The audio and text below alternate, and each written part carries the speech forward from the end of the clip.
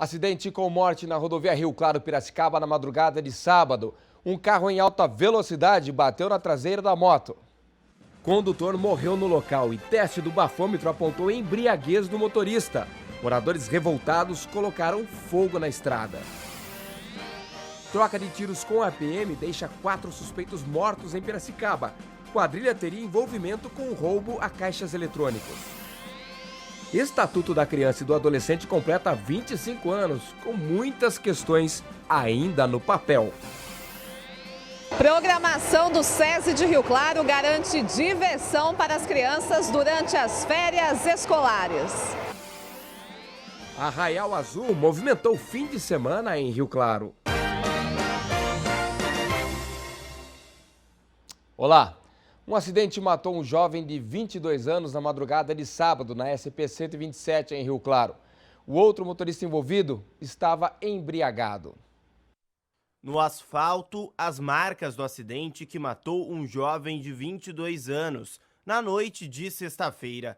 Pedaços dos veículos envolvidos na batida continuavam jogados no acostamento da rodovia Fausto Santo Mauro, que liga Rio Claro a Piracicaba. De acordo com informações da Polícia Militar Rodoviária, Anderson Cano Rodrigues trafegava aqui pela rodovia quando um carro veio em alta velocidade e colidiu contra a traseira de sua moto. Quando a polícia chegou, ele já estava morto.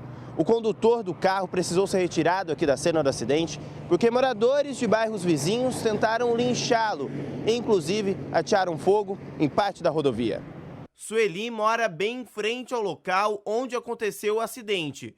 Ela estava em casa e viu quando começou a confusão entre os moradores. Tinha fogo na pista, né, com a revolta da população.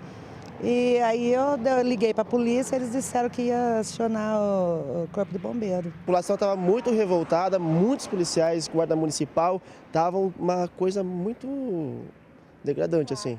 O principal motivo da revolta é que o teste do bafômetro no motorista do carro foi de 0,45 ml de álcool por litro de ar expelido. Ele ficou detido por embriaguez. Com o impacto, a motocicleta ficou presa nas ferragens.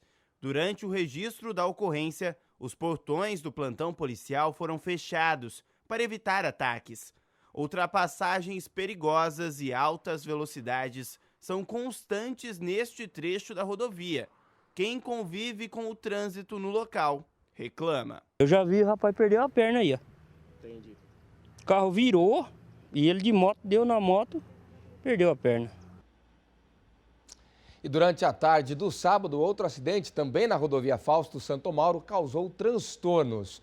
Um treminhão de cana tombou na pista na altura do quilômetro 10 e ficou parcialmente interditada das 2 da tarde até praticamente às 11 horas da noite. Tempo necessário para desvirar o veículo. O motorista não se feriu com gravidade. 4 suspeitos morreram nesta madrugada depois de uma troca de tiros com a Polícia Militar em Piracicaba. Um homem foi detido. O caso aconteceu por volta das 4 horas da manhã em frente a Clabin. Durante patrulhamento, os PMs suspeitaram de um carro e, ao tentar fazer a abordagem, o motorista acelerou e fugiu. Começou uma perseguição com troca de tiros. 4 homens foram baleados pela polícia e morreram. A suspeita é que eles estejam envolvidos com roubo de caixas eletrônicos, já que foi encontrado um maçarico no carro. De acordo com a Polícia Militar, 2 dos mortos são de Rio Claro. Um deles é Luciano Rossetti Júnior, conhecido como Dentão. Um homem sobreviveu ao tiroteio e foi preso. A polícia ainda não conseguiu confirmar se eles fizeram algum roubo a caixas eletrônicos no final de semana ou se havia alguma ação prevista. O caso está sendo investigado. E o prefeito de Iracemápolis sancionou uma lei que determina os períodos de operação de carros fortes na cidade. Os veículos agora só podem prestar serviços aos bancos apenas nos horários em que não houver atendimento ao público. O objetivo é ajudar a inibir a ação dos criminosos. A medida foi tomada depois de uma tentativa de assalto a um carro forte no início de abril, que deixou um vigilante da empresa de valores e 6 clientes de uma agência feridos. A ação foi toda filmada pelas câmeras de segurança. Era 10 para as 11 da manhã quando o carro forte parou em frente ao banco. Dentro da agência, muito movimento. Minutos depois, os bandidos chegam. O segurança da agência percebe a ação e saca a arma, mas é surpreendido por um criminoso que se passava por cliente. Ele é baleado e cai. Nas imagens é possível ver que o armamento é pesado. Clientes e funcionários ficaram em meio ao fogo cruzado. Os bandidos fugiram na sequência sem levarem o malote. Mais de 200 disparos foram efetuados. Há 25 anos foi dado um importante passo no sentido de preservar os direitos de um grupo que não tem condições de lutar muitas vezes por conta própria. A criação do Estatuto da Criança e do Adolescente trouxe muitos avanços, mas ainda é preciso mais. Se eu queria namorar com ele, se eu queria fazer sexo com ele. As intenções de abuso iniciaram pelas redes sociais. No texto, um indivíduo de 25 anos conversa com uma garota de apenas 10 anos que conheceu através da internet. O caso foi parar na delegacia e a menina relatou como era a abordagem. Outras 2 crianças também foram identificadas como vítimas. Uma delas, de apenas 8 anos, descreveu atitudes que chocaram. Eu estava brincando de bicicleta na rua, parou um carro, daí eu vi que era ele, o mesmo homem do Facebook.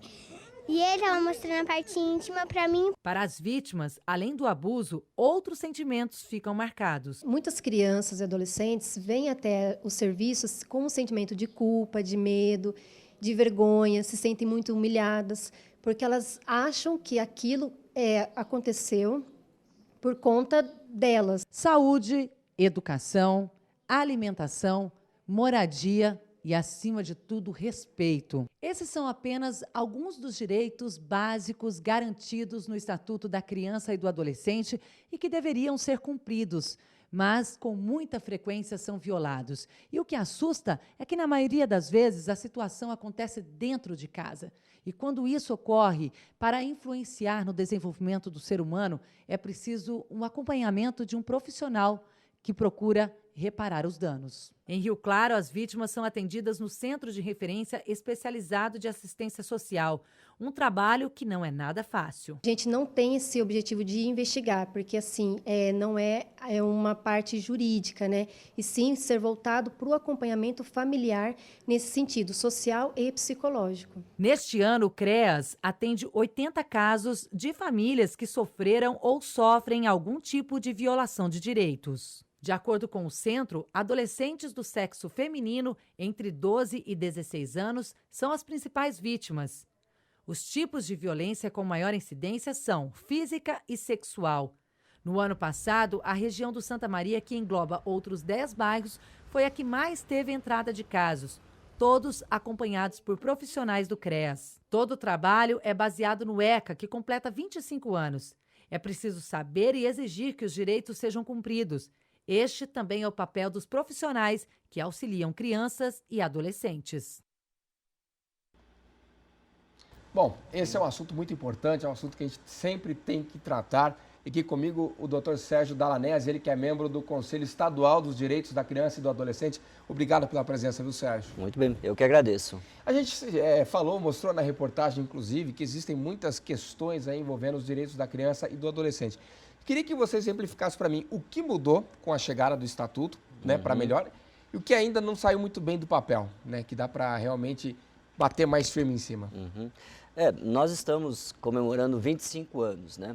E é uma data importante, os 25 anos, porque em 1990 o Brasil adotou uma outra concepção em relação à criança e adolescente, que é a chamada teoria da proteção integral, né? E deixando para trás a teoria do menor irregular, né? Mas veja, nós temos aí mais de 300 anos de uma maneira de conceber a criança e adolescente e 25 anos dessa nova maneira.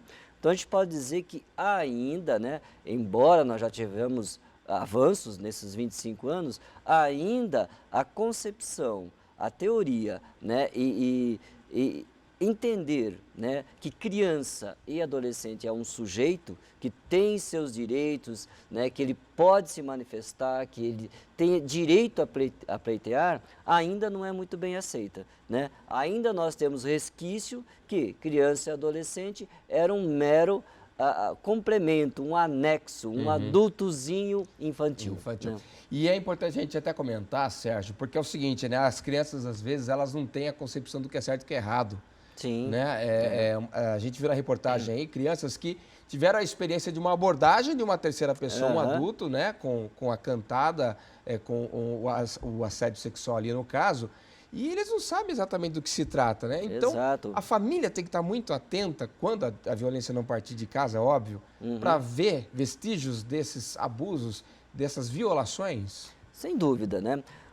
A Constituição de 88, ela foi muito feliz, porque ela diz assim, que cabe, né, proteger a criança e adolescente, cabe à família, à sociedade e ao Estado. Então, como vimos na reportagem, os crimes de violência, principalmente violência sexual, é um crime que acontece dentro da casa dessa criança.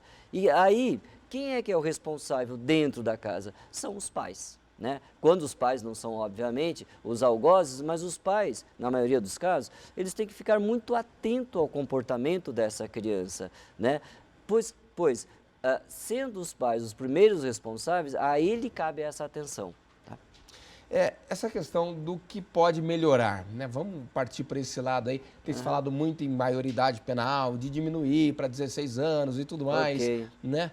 O que dá para aprimorar ali, nessa discussão, para a maioridade penal, por exemplo, ser colocada em segundo plano, né? E se tratar a criança já melhor desde de mais nova, por exemplo, certo?